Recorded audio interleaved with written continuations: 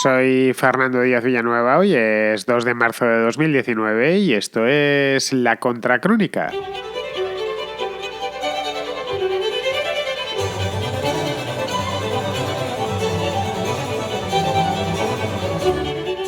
Bienvenidos al contraplano, al primer contraplano del mes de marzo. Habrá otro más a finales de mes. Ya sabéis que esto va por días alternos. Hacemos un sábado el contraplano con películas y al sábado siguiente la contraportada con libros.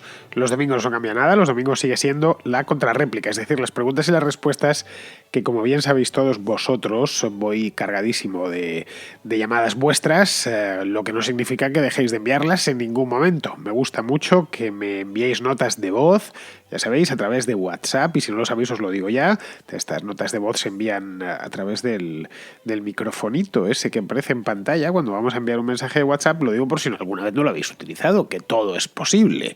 Yo por lo menos hasta que mandé mi primer mensaje de voz creo que llevaba a la gente en Madrid enviando mensajes de voz, pues no lo sé si 4 o 5 años, y es entonces cuando me enteré que esto se podía hacer y automáticamente pues lo apliqué al tema de la radio, porque me parecía una gran tecnología para poder meter a los oyentes en un programa como este, que no es un programa en directo, sino un programa en diferido. Bien, lo que necesitáis para poder enviar estas notas de voz es un número de teléfono que vaya atado a mi número de WhatsApp. Bien, mejor dicho, más que a mi número de WhatsApp, a mi cuenta de WhatsApp, a la cuenta de WhatsApp del programa concretamente. El número es el siguiente, apuntadlo bien por si no lo conocéis, es el 690-827909. Lo digo una vez más, 690-827909. Si estáis en América o por ahí, por esos mundos de Dios, y con un teléfono de esa zona, de esos países, pues tenéis que poner el más 34 delante, porque si no, no me va a llegar jamás y entonces no podré pasar vuestro mensaje, que seguro que es interesantísimo. Muy bien, pues dicho esto, vamos ya de cabeza al contraplano.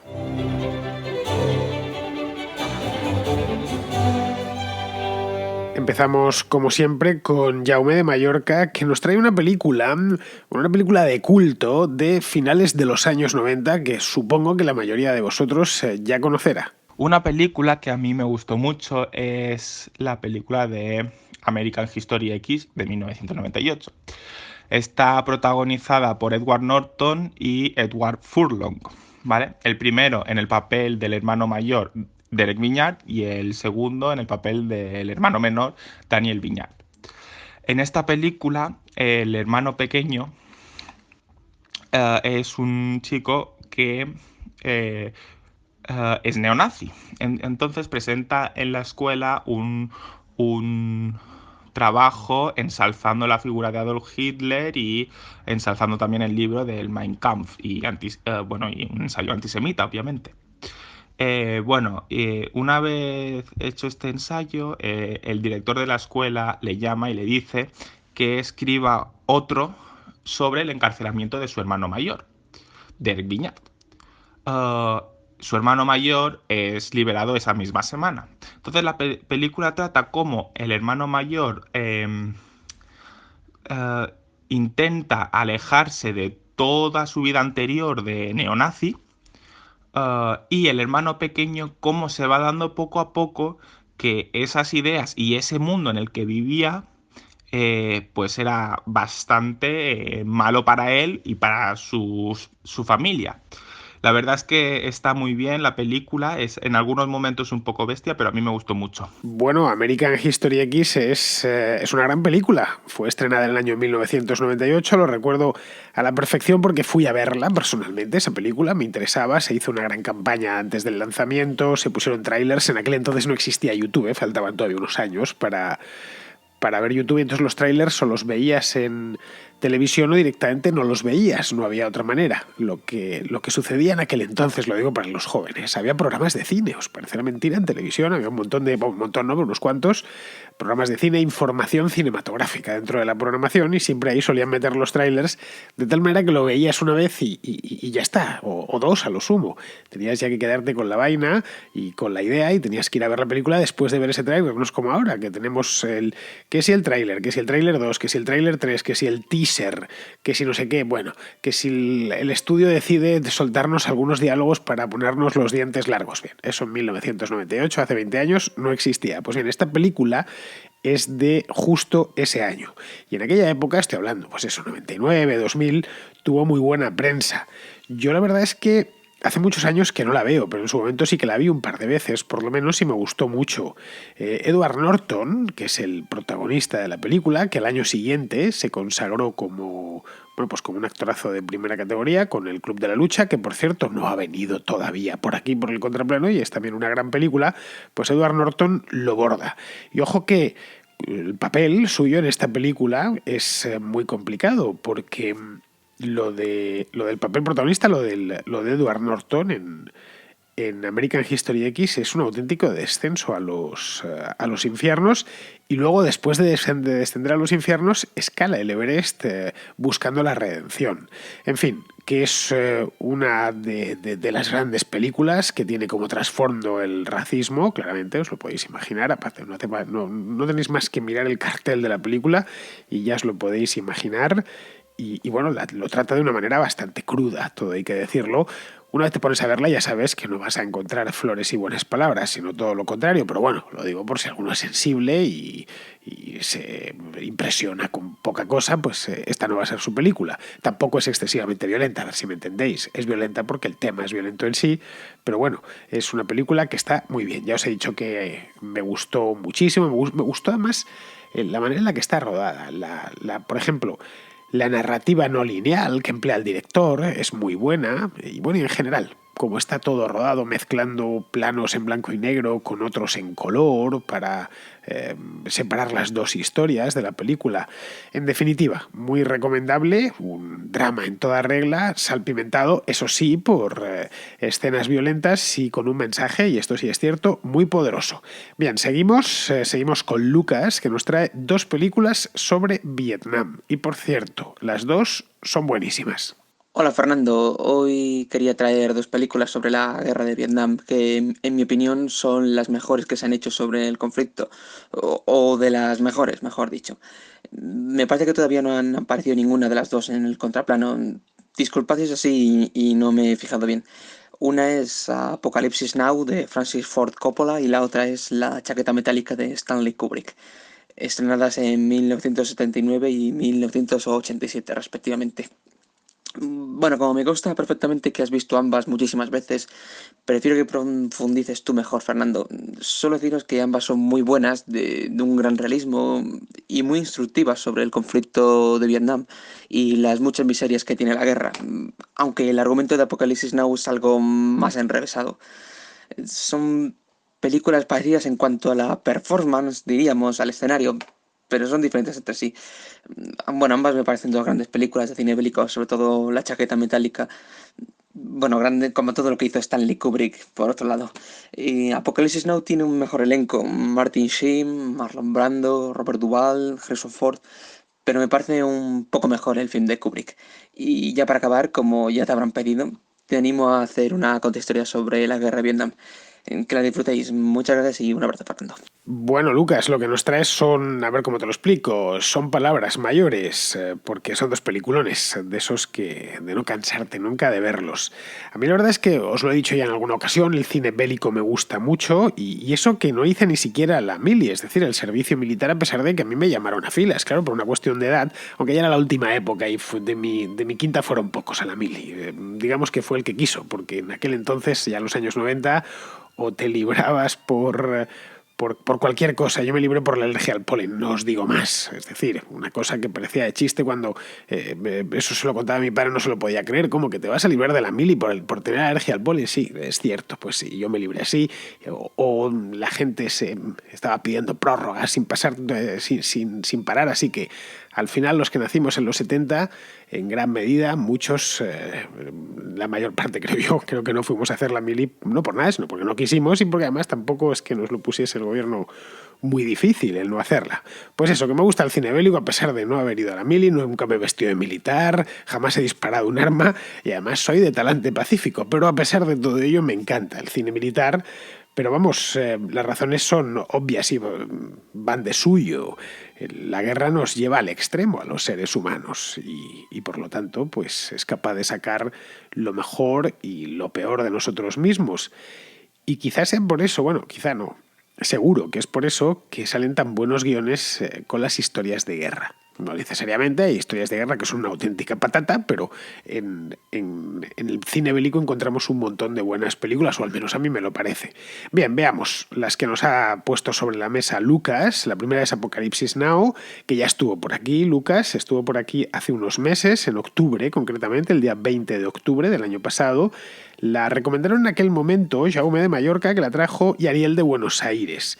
Y le dediqué bastante tiempo, creo recordar, aquel día. Así que para no repetir lo que dije entonces, y como supongo que muchos de vosotros que no escuchasteis aquel programa, queréis oír lo que me parece a mí esta película, pues recupero del archivo aquel comentario que hice sobre Apocalipsis Now, porque no por nada, sino porque no puedo añadir mucho más.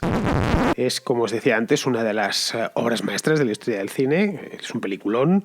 A mí es una de las películas que más me gustan, lo reconozco. Una de las pelis bélicas definitivas. Para muchos, de hecho, es la película bélica definitiva, muy por encima de otras. Yo no sabría decir, si nos pusiésemos aquí a hacer clasificaciones, pero vamos, está desde luego entre las 10 primeras sin ninguna duda, y voy más lejos. Está entre las 5 principales películas bélicas de toda la historia.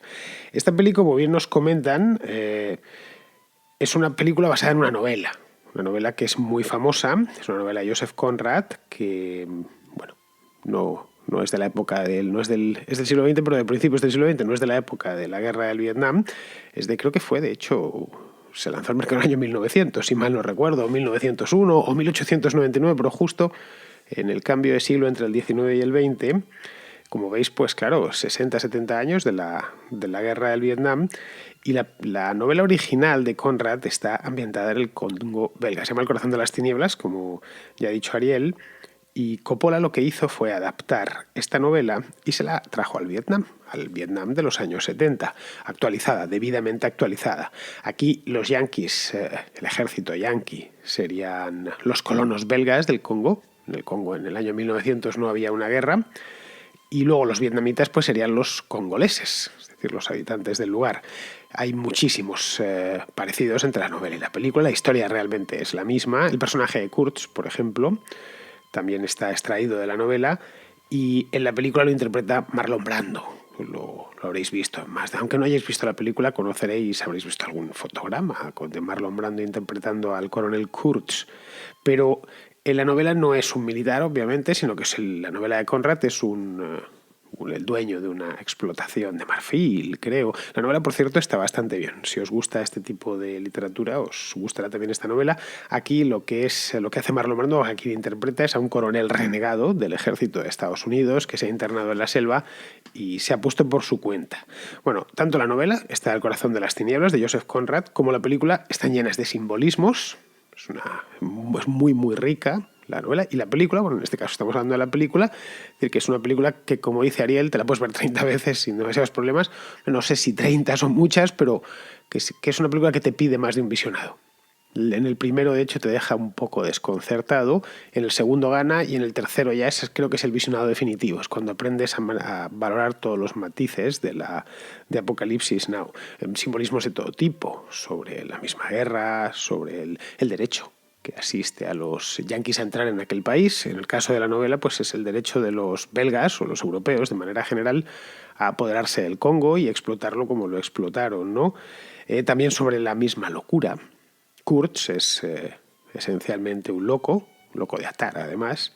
Luego esta película tiene algunas secuencias que son míticas, y esta que van los helicópteros volando, el séptimo de caballería, con la cabalgata de las Valquirias de Wagner sonando de fondo. Bueno, no es que vaya sonando de fondo, es que los propios militares la ponen en los helicópteros para, antes de atacar, una cosa enloquecida, ¿no? Pues hacen sonar la cabalgata de las Valquirias porque ellos se sienten que son la caballería. Es que son la caballería aérea en este caso, y luego muchas líneas de guión que se han convertido auténticamente en antológicas. La más famosa de todas ellas es esta. ¿Hueles eso? ¡Lo hueles, verdad! ¿Qué es? ¡Es napalm! Nada en el mundo huele como eso.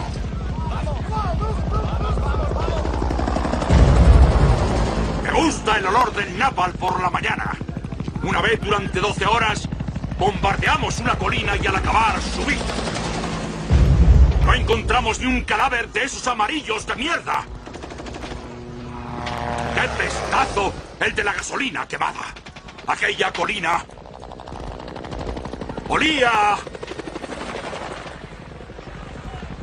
a victoria.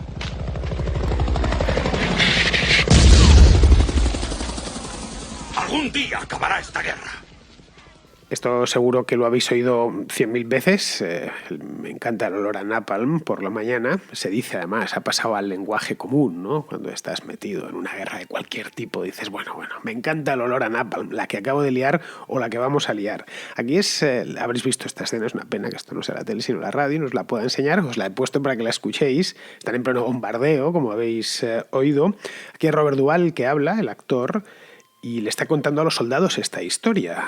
Y no quita nada ni pone a la historia en sí. Podía perfectamente Coppola haber prescindido de esta escena en la que Duvall además se agacha mientras habla con los soldados que están cavando unas trincheras, mientras los helicópteros, los de la cabalgata de las Valquirias, se dedican a tirar bombas, ¿no? Bueno, pues esta, que ya digo, ni quita ni pone nada a la historia en sí, es la más conocida de todas. Además es fantástico. Están en pleno bombardeo y Robert Duvall, que es un coronel del Vigor, que el coronel Vigor, creo, anda no en mangas de camisa, sin camisa directamente y con un sombrero de cowboy. De ahí que lo hace todavía más surrealista, de ahí que se haya hecho tan famosa esta escena.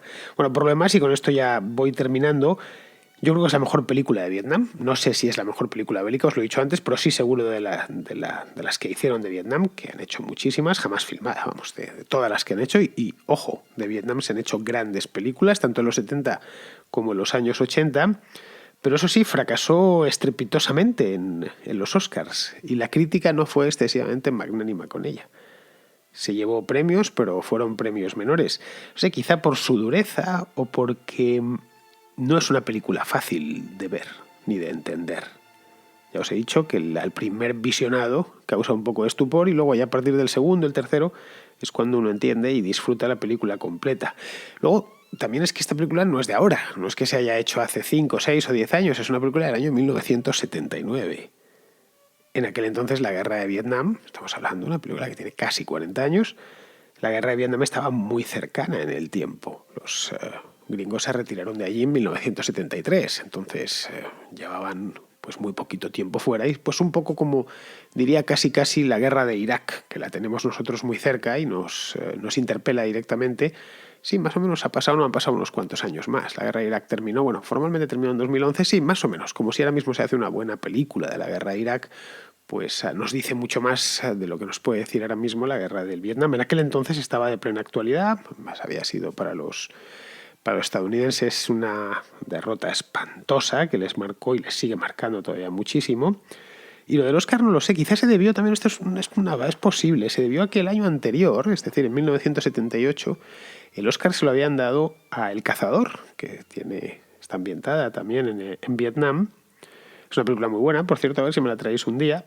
Bien, con esto ya termino, fijo, no hay más. Es una película fundamental, de estas que hay que ir a ver, y si no la habéis visto, pues eso mismo, ya estáis tardando. Pues esto es lo que comenté en su momento de Apocalipsis Now y bien, lo suscribo. Tampoco es que lo dijese hace ya muchos meses, 2 de octubre, así que dentro de esta misma temporada. La que no había pasado por aquí era la chaqueta metálica, en inglés Full Metal Jacket, que fue la penúltima película de Stanley Kubrick y por consiguiente pues una obra maestra, porque Stanley Kubrick solo hizo obras maestras o casi exclusivamente obras maestras. Por supuesto, todas sus últimas películas son obras maestras. Esta es del año 1987, esta de la chaqueta metálica, y la verdad es que pensándolo bien, cuando he escuchado tu mensaje, Lucas, he pensado, caray, para esto necesitaría un programa entero. Así que voy a tratar de condensar y ser lo más breve posible, pero es que esta película me encanta, así, como todas las de Kubrick. Como bien sabéis, es mi director favorito. De los históricos, de los vivos, hay otros, pero vamos, de los que ya están muertos, y Kubrick lleva 20 años muerto, es sin ninguna duda, sin sombra de dudas, es mi director favorito. Bien, con la chaqueta metálica estamos ante una de las películas bélicas definitivas. Es una película que lo tiene todo. tiene heroísmo, tiene cobardía, tiene injusticia, tiene desesperación, tiene combate, por supuesto, también es una película de guerra, no lo olvidemos, tiene compañerismo, etcétera. Todo lo que uno pueda esperar dentro de una película de guerra lo tienes en La chaqueta metálica. Y todo está además rebozado en un guión espectacular, que es del propio Kubrick. Lo hizo Kubrick con Her, bueno, que era un guionista con el que él trabajaba bastante a menudo, y luego, pues como no podía ser menos, una fotografía fuera de lo común. Digo, como no podía ser menos porque es que es de Kubrick, y Kubrick, antes de ser director de cine, fue fotógrafo. Y muy bueno, por cierto. Él fue reportero de la revista Life antes de meterse en esto del cine.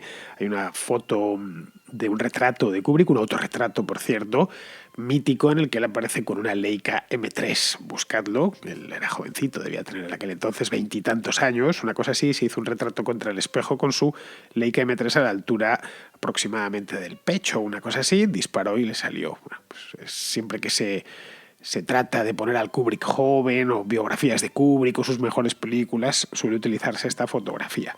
Bien, volviendo a esto de La chaqueta metálica, es una película que está rodada con la elegancia habitual de este director, que por cierto ya estaba en plena madurez, estaba en el año 87, pues le quedaba solo una película por hacer.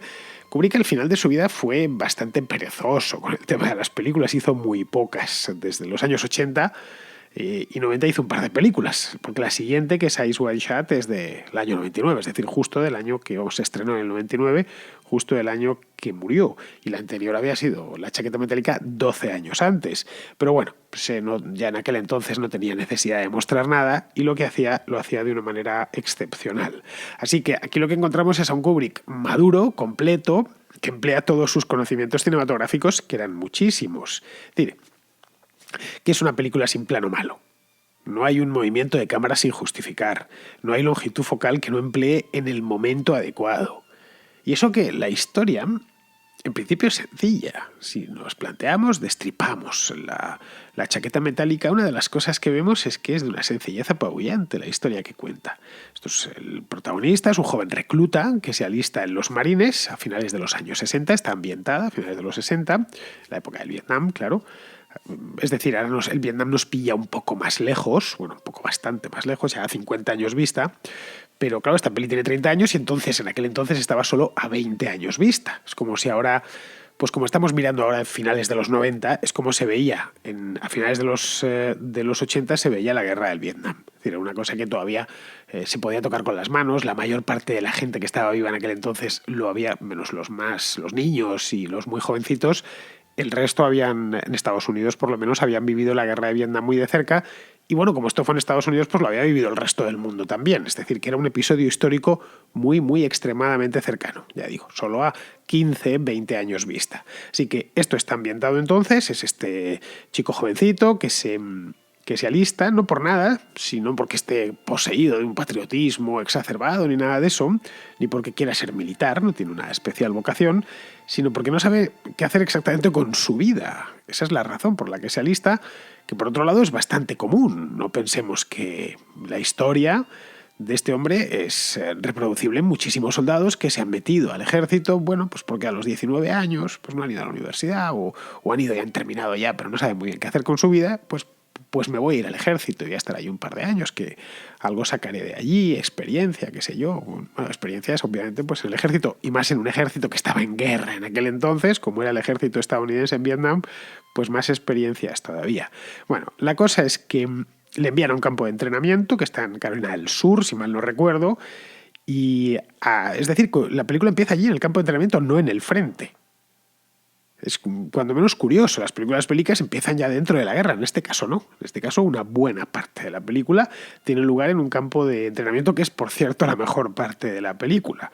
Y allí en este campo de entrenamiento hay un sargento de instrucción que se llama el sargento Hartman, que es un sargento chusquero, pero en el sentido es peor que chusquero al cuadrado. Es un tipo tiránico y mal encarado, pero a la vez muy buen instructor. Es decir, profesional de lo suyo, de instruir marines para que maten y eviten morir a cualquier coste en el campo de batalla. Luego ya después del campo de instrucción pasan al frente, ya en Vietnam, en plena ofensiva del Tet, por cierto. Esto fue en el año 1968. Y aquí lo que vemos es que hay dos películas. O que La chaqueta metálica es una ópera en 2 actos, que también es posible. Una en el campo de entrenamiento y otra en Vietnam. Y están unidas ambas películas, ambos actos, están unidos por el personaje central, que es el soldado Davis, este que se alista porque no sabe bien qué hacer con su vida. Esto lo interpreta Matthew Modine. La primera de las películas es abiertamente antibelicista, más de una manera descarada, cosa que en el autor de Senderos de Gloria pues tampoco nos extraña, no le debió costar demasiado. Y la segunda parte es un poco más desconcertante, entra en el terreno de cierto nihilismo. Diré, algo así como, estamos en Vietnam, esto es lo que hay, bueno, pues haremos lo que tenemos que hacer, nuestra obligación, es decir, procuraremos matar al mayor número posible de enemigos, evitando que nos maten a nosotros. Es un poco la visión del soldado que ya está allí, en el otro lado del mundo, sin demasiada motivación. ¿Qué es lo que enlaza una parte y la otra? Os preguntaréis, si son 2 películas o son 2 actos tan distintos. Bueno, aparte del propio soldado Davis. Bueno, pues yo creo que lo que enlaza las 2 partes de La chaqueta metálica es que en la guerra no hay gloria. Al menos en la guerra moderna, en la que una bala perdida pues acaba con el combatiente más heroico en décimas de segundo. No hay gloria ninguna. Hay otros elementos, puede estar, sí, se da cita al heroísmo, por supuesto, incluso el honor, pero la idea de que la guerra trae gloria al que la combate y a los demás, Kubrick la elimina por completo de la ecuación. Es decir, que lo que transmite es que la guerra es disciplina, es lavado de cerebro, y después de eso sobreviene la indiferencia y el tratar de mantenerse con vida a cualquier precio. Al precio incluso de hacer salvajadas como hicieron los soldados estadounidenses en Vietnam. Porque claro, aquella guerra, para el soldado medio era un sinsentido absoluto. A ver, un tipo de 19 años, de qué sé yo, de Detroit, con las letras justas, apenas con los estudios, el high school y poco más, que le enviaban a combatir al otro lado del mundo, a un país que no sabía ni colocar en el mapa, donde había además una alta posibilidad de que le volasen la cabeza, y que ni siquiera ese país había atacado a los Estados Unidos. Ni se despachaban grandes asuntos como la salvación del mundo, de la tiranía nazi, por ejemplo, como en el caso de la Segunda Guerra Mundial. El Vietnam era eso, y además lo muestra muy bien Kubrick en esta película. Kubrick no fue a Vietnam por razones de edad, obviamente. Cuando la guerra esa estalló, Kubrick ya era un hombre de 40 años, pero sí que vio aquello con sus propios ojos. Fue una de sus épocas de los años 60, fue una de sus décadas doradas como director de cine. Y lo retrata a la perfección. Bueno, y aquí lo dejo, que estoy mirando el reloj, me estoy enrollando demasiado. Ya sabía yo que me iba a enrollar más de la cuenta. Respecto a lo que comentas, Lucas, de esta contrahistoria que me pides, pues lo he pensado, pero es que no sé cómo hincarle el diente, si te soy sincero. Es una guerra que conozco bien porque he leído mucho sobre ella y la verdad es que no sé cómo condensarla.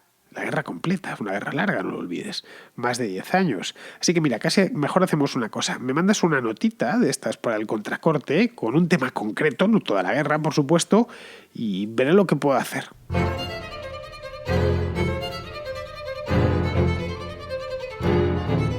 Pues así a lo tonto me he terminado comiendo el programa. Claro, si es que, Lucas, me pones unas golosinas así delante de la boca, 3 centímetros de la boca, y no puedo contenerme y les doy un bocado. Pero bueno, vamos a ver si me entran al menos un par de películas más. Vamos a seguir con Daniel de Barcelona, que nos trae otras 2 películas bélicas. Hoy se ve que la cosa está guerrera. Vamos, que el de este sábado es un contraplano para hombres duros. Bien, vamos a escuchar a Daniel y lo que nos ofrece. Una en un tono más de comedia y la otra, la segunda, un thriller ambientado en la ocupación alemana de Varsovia. Se trata de Los violentos de Kelly y La noche de los generales. La primera es una película antibélica dirigida por Brian G. Hutton, que dirigió años antes El desafío de las águilas y protagonizada por Clint Eastwood, Telly Savalas y Donald Sutherland, además de un buen ramillete de secundarios. En ella se nos muestra a un grupo de soldados, algo canallas y gamberros, capitaneados por el teniente degradado a sargento Kelly, interpretado por Clint Eastwood, que hartos de combatir en una guerra que no entienden, deciden emprender por su cuenta una hilarante misión suicida para hacerse con un botín de lingotes de oro, supuestamente escondidos en un lugar tras las líneas enemigas. Mención especial a la banda sonora de Lalo Schifrin y sobre todo al tema Burning Bridge. Ojo también a alguna escena Sergio Leoniana, si se me permite el palabra, en la parte final de la cinta. Una película muy recomendable para pasar un rato divertido. La segunda es La noche de los generales. Es un film de 1966 dirigido por Anatoly Litvak y protagonizado por el gran Peter O'Toole y el no menos grande Omar Sharif, una pareja de actores que ya encandiló en la grandiosa Lawrence de Arabia. En la Varsovia recién ocupada se produce un crimen. Una prostituta es asesinada y uno de los testigos afirma haber reconocido el uniforme de general alemán, aunque afirma no haber visto su cara. El mayor Grau, Omar Sharif, se hará cargo del caso e iniciará una serie de pesquisas entre el generalato alemán. Entre los generales sin coartada le llama la atención el general Tanz, interpretado por O'Toole. La actuación de O'Toole es genial. Clava la actuación de tipo desquiciado, maníaco y psicópata, y de general inflexible e implacable.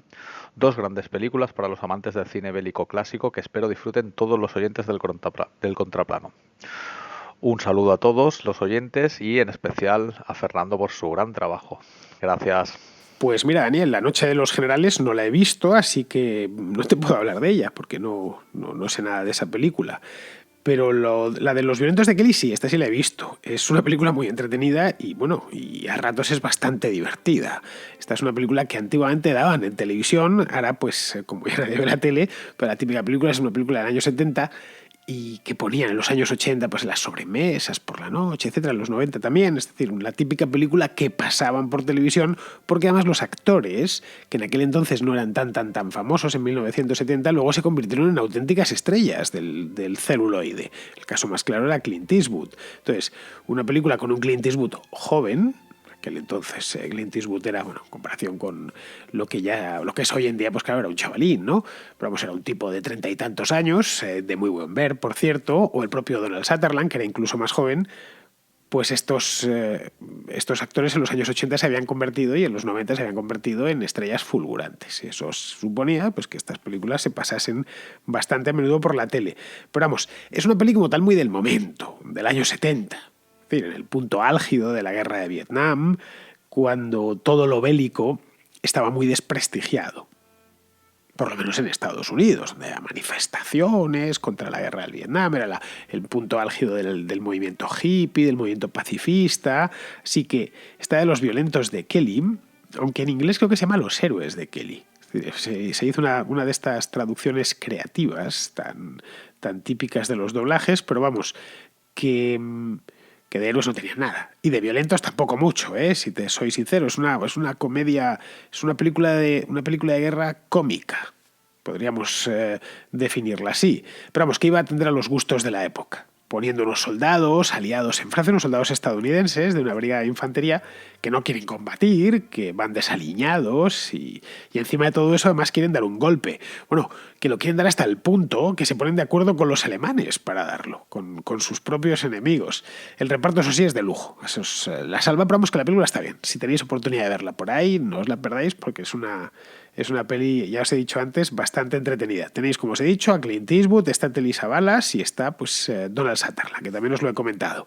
Bien, vamos ya con la última película del día, que es una serie de Netflix. A raíz de la reseña de Martin, nuestro amigo ucraniano, sobre el cómic de Daredevil o Dan Defensor, yo también lo recuerdo así en los comic books de Dan Defensor, quería recomendar la serie de Netflix Daredevil de 3 temporadas. Ya me he visto las 3, la tercera me ha gustado especialmente y en parte me ha gustado mucho porque es muy fiel a la novela gráfica que refiere Martin, al Daredevil de Frank Miller, y es dentro de, como dices tú, la fantasmada de superhéroes y del universo Marvel de lo más real que hay. Es decir, se circunscribe a este barrio de Nueva York, Hell's Kitchen, que creo que sí que existe de verdad, y a las aventuras de este abogado ciego sin superpoderes, aunque bueno, podemos considerar sus sentidos ampliados como poderes, pero bueno, la base de entrenamiento y de dar mamporros es como defiende la justicia, no es un Iron Man ni un Thor.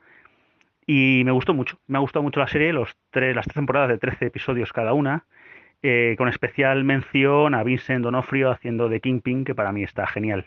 Le da una profundidad a ese personaje, a ese malo, como son todos los malos con personalidad, muy enigmático. Muchas gracias. Pues nada, y lo dejo. Esta serie de Daredevil en Netflix, como ya dije hace unas semanas, se conoce que tiene auténticos fans. Todo el que la ve cae como en una red. Más que Daredevil parece Spider-Man. No sé, no sé si atreverme yo a ver esta serie o no vaya a enganchar. Y entonces, después de todo lo que he despotricado contra los superhéroes, al final me veréis aquí alabando a Daredevil, a Dan Defensor. Bueno, es que tenéis que verlo, una maravilla.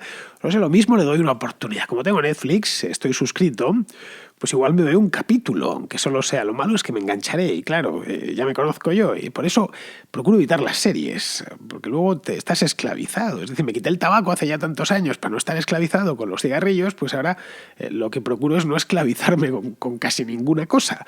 Total, que lo mismo la veo. Respecto a esto que comentas de Hell's Kitchen, es la cocina del infierno, traducido, sí que existe, ¿eh? Yo he estado allí, vamos, en el Hell's Kitchen. Este es un barrio de Manhattan que está en el West Side, al lado del río Hudson, y era un barrio en su origen, era un barrio pobre, un barrio de inmigrantes, irlandeses, italianos. Pero vamos, hoy es bien caro, ¿eh? Se ha gentrificado eso que se dice ahora y un apartamento allí sale por un ojo de la cara. Un poco lo que ha pasado en Madrid con barrios como Chueca o como Malasaña, que cuando yo era niño eran barrios en los que nadie quería vivir y ahora pues uno intenta alquilarse un apartamento en Malasaña y te piden no un ojo de la cara, sino un ojo de la cara, un riñón y a la que te descuidas una libra de carne, como en el Mercader de Venecia. Pero bueno, pues en la cocina del infierno en Nueva York viene a ser algo parecido. Hay de hecho una película de Stallone, que también de las que pasaban, de nuevo, cuando yo era niño, que pasaban por la televisión. Esta es de los años 70. Yo la recuerdo haber visto hace 10.000 años, vamos, que se titula así La cocina del infierno y que está ambientada en ese barrio cuando era un suburbio, cuando era un barrio bajo. ¿Por qué? Pues porque Stallone se crió allí. Stallone, de hecho, nació en Hell's Kitchen. Stallone es hijo de inmigrantes, vamos, su padre era italiano, pues nacido en Italia, creo que en el sur de Italia, como bien atestigua su apellido. Muy bien, pues queridos amigos, con esto ya terminamos el contraplano de esta semana. Yo ya lo sabéis, os espero por aquí mañana con la contrarréplica.